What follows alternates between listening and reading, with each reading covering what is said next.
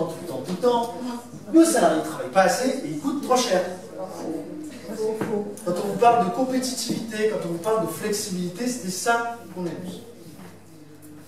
Alors là, je sais que là-dessus, souvent avec des avis très personnels et très tranchés, on est juste sur des chiffres.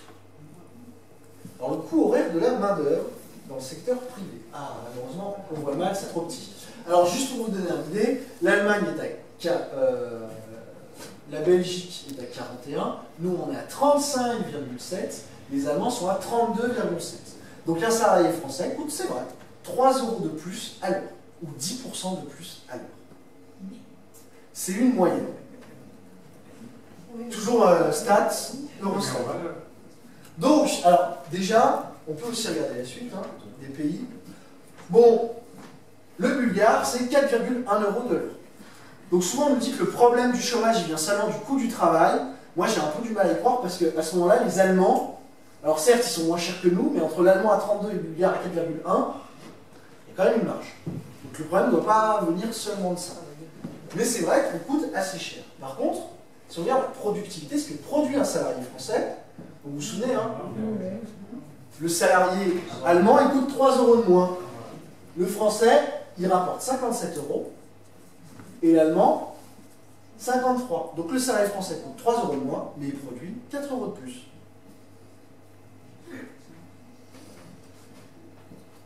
Alors, je prends l'exemple franco-allemand parce qu'on parle toujours du franco-allemand, mais on est mieux que certains et moins bon que d'autres.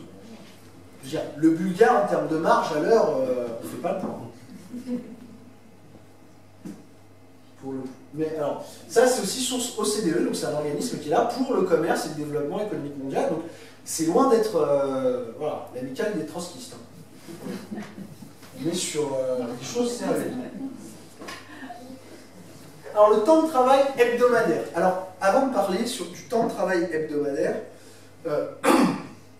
déjà, donc il y a un point sur le coût du travail. Il ne faut pas oublier que le coût n'est pas la seule chose.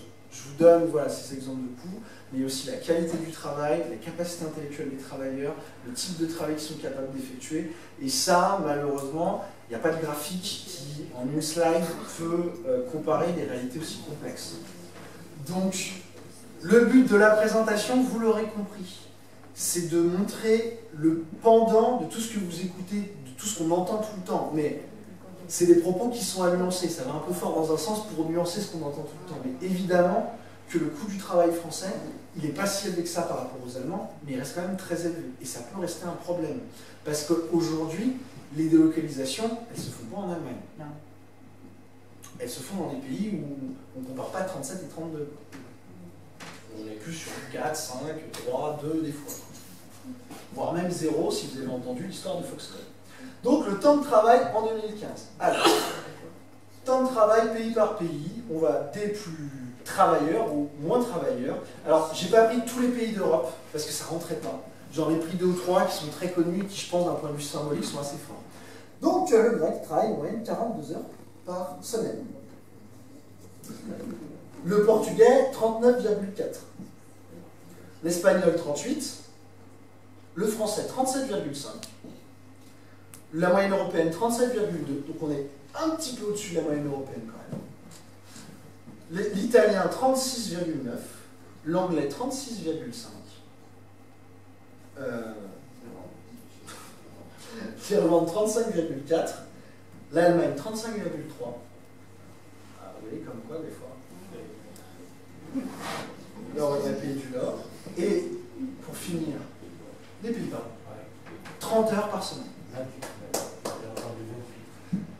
Alors là, c'est une moyenne globale. C'est la moyenne globale en 2015. Il faut savoir que cette moyenne, elle prend aussi en considération des gens en profession libérale qui, eux, font monter la moyenne avec tout ça. Donc, c'est pas forcément... 28, c'est une proposition de votre temps légal du travail. Mais vous voyez qu'il n'y a pas forcément de corrélation, parce que nous, on est censé être à 35 heures, et qu'on est à 37,5. Donc, en plus, c'est cocasse. C'était pas voulu au début, hein. Mais quand j'ai fait le graphe, et que j'ai regardé après coup, je me suis dit qu'il y avait presque un lien inverse entre le nombre d'heures de travail et la situation du pays.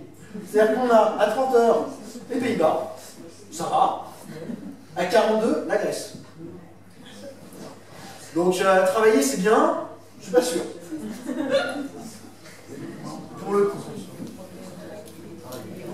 Il est autre. Non, mais ce que je veux dire, c'est que le temps de travail n'est pas une solution miracle. C'est tout ce que je veux dire par là.